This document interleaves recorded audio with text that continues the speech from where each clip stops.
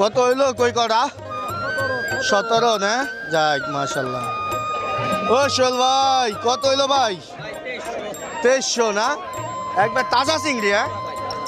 ও ওরে ওই যে একটা বলছি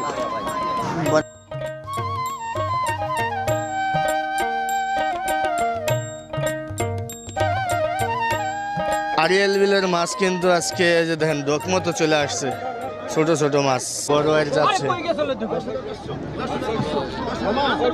10,500 না